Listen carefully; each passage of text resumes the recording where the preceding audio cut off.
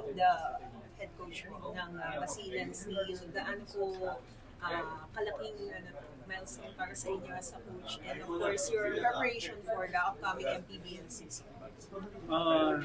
Siyempre una salamat sa pagpunta niya rito. Well, una very thankful ako na binigay sa akin ng team na to.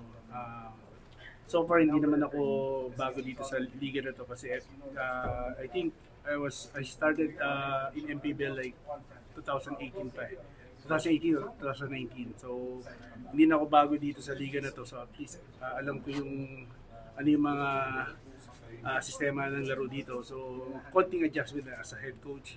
So sa akin lang siguro getting players na mag-fit sa system ko, yun ang pinaka-important sa akin. So sa ngayon siguro preparation talaga is number one for me. Talagang paghahandaan namin yung itong darating na season na to.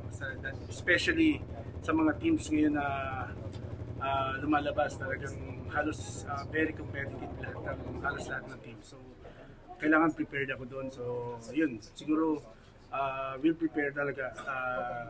Paghahandaan namin ng mabuti para maganda yung maging resulta ng team natin. Ano po importante na nakuha niyo si JV Casio as leader of the team? Well, siyempre malaking factor yun kasi una-una yung leadership niya makakatulong talaga sa team namin. I'm very confident na malaking impact siya sa team namin. So with his leadership talagang at least matulungan niya yung mga younger guys namin na kung para mas mag-improve sila sa mga games nila. So, yun, siguro yung impact at factor na nakuha ko siya is well, maganda talaga para sa team ko. Coach, from Arvin Santos as a player of the franchise, and ito, si JV Casio na. Paano lang kayo yung decision process nyo on acquiring him as the player of the franchise? So siyempre, hindi naman lahat ng ano na sa kanya namin ibibigay yung totally yung burden. I mean yung sa kanya kami aasa lahat. So siguro siyempre kaya kumuha ako ng mga younger guys na para mag-compete.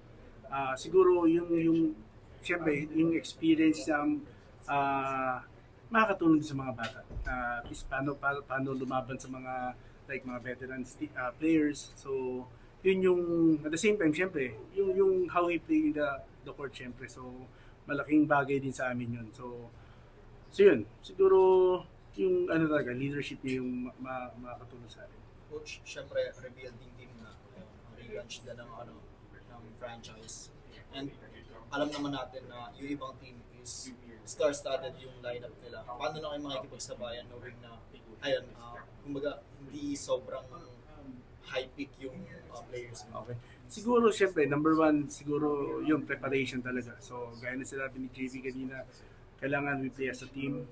So yun yung number one talaga. So if you want to compete with a stronger lineup, so kailangan syempre dapat one page kami. Everybody's cooperating, especially during practice. Lahat, syempre, hard work para at least, syempre, makapag-compete kami makasabay kami dun sa mga malalakas. Sino lang yung team to beat para sa inyo? Well, syempre, sa ngayon, marami talaga. Syempre, nandiyan yung Abra, Quezon, Caloocan, San Juan. So, yun yung mga tinitignan namin talaga na magandang mga lineup ngayon. No? So in South, si Batangas, syempre, nandiyan din. So very matagal na ng mga teams yan, mga players sila, talagang matagal na rin sa kanila. Compared to us na ngayon pa lang namin sisimulan. Pero yun nga, as I said, na siguro paghandaan lang namin. So talagang every training, kailangan mag-work hard kami. We play as one. So yun yung ano ko talaga sa isip nila na maglaro as a team. Coach, may mga homegrown talents din ba kayo from Basilan? Yes, actually meron. So we had a tryout in Basilan last, I think, February 12. So meron kaming nakuha ilan mga players na maglalaro sa amin sa Coach, bukod po sa leadership, ano po ba yung expectations niyo sa role po na maging role po ni JB Casio inside the team? Well, siguro JB is in good shape naman. So nung nakita ko siya nung actually nung binigay sa akin tong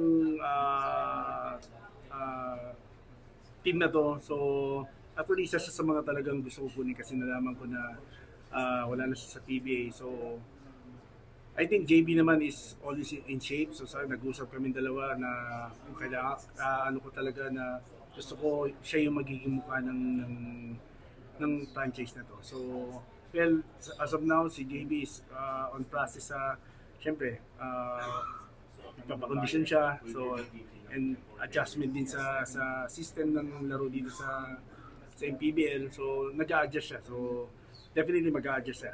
So, sa ngayon, nagpapakondisyon talaga siya. Kasi sabi ko sa kanya, iba ang labanan dito sa MPBL compare sa PBA. Ano po ba sa tingin mo pagkakaiba po ng labanan sa MPBL than the PBA? Well, MPBL kasi more on more on college parang laro at saka pro. Ganun ang tema ng so ng MPBL. So more on run and gun, very rough, sometimes rough na yung laruan dito compare sa PBA. Sila physical pero mas iba dito mas iba yung physicality dito sa MPBL compare sa PBA. Siguro, coach, may sense of belongingness mo, lalo na proud yung mga taga-Basilan pag naglalaro kayo sa home court. Well, actually, nung first time namin maglaro sa Basilan last 2019, 18 or something like that, talagang very supportive sila, very happy sila na makakita ng mga known players, mga kilalang players yan. So, talagang very supportive. Pagdating sa sports, very supportive mga Basilan. Mensahe mo na lang, coach, para sa mga mag-aabang sa Basilan Steel. Well, message ko lang, so abangan niyo yung Basilan Steel team. So talagang this coming season, lalaban kami kahit anong mangyari. Alam ko lalaro itong mga players namin para sa Team Basilan. Coach Pabol, sinabi, lalaro daw sa iyo si Yumir Marshall. Paano mo siya balak gamitin? Yun. So, yun siguro kasi so far wala pa akong idea kung paano maglaro siya So, then tsaka namin pag-usapan ng coaches kung paano namin siya sa lineup. Tingin mo ba may problema si Yumir sa physical? Well, siyempre, sanay sa ganun yun, siyempre, dahil sa pero siguro in basketball, siyempre, dun ko siya tuturuan especially din sa system.